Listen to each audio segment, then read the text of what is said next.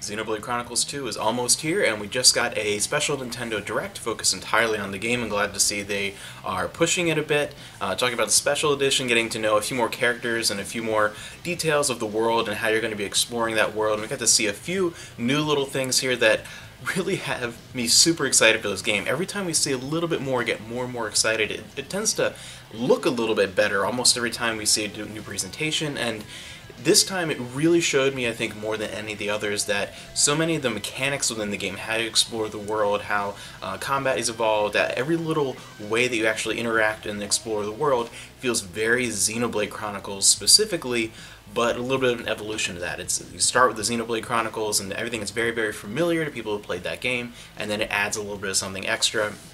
It makes its own thing, builds top of it. It looks great. I'm expecting this to be amazing. We are getting, they did say, a free DLC of the Japanese voiceover, so you can have that.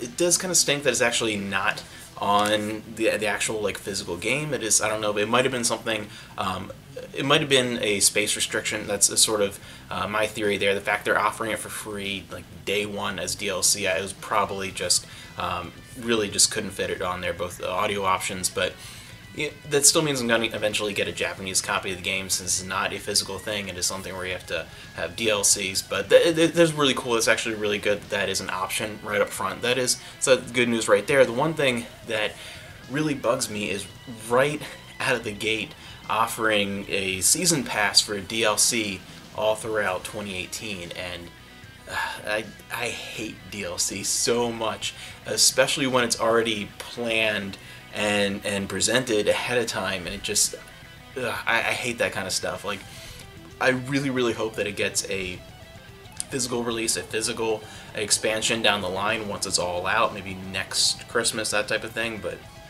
otherwise I'll have nothing to do with it, because if it's not physical, it doesn't exist in my mind. But so some good news, and it's good that it really shows, I think, the one good thing about that DLC, even though chances are I'll never touch it unless it comes physically later on, like a compilation. The one good thing is that it does show that there is some more attention to Xenoblade than there has been in the past. I really think even Nintendo as a whole is giving it a better chance and taking it a little more seriously and pushing it a little bit more as one of their big RPG franchises exclusive to Nintendo now. So I'm excited to see that, and excited to see that it's getting that continued attention, and that we'll hopefully see a continuation in the future, like a Xenoblade Chronicles 3 or an X2 or something totally new, whatever. So I'm just glad it's going to the forefront. Every time I see something new, this game looks amazing, but I am a little bit, again, worried about, just on a personal level, that this idea of the DLC and things like that, and hoping there isn't too much in the form of patches and things, because, yeah, it's not physical. I don't want anything to do with it.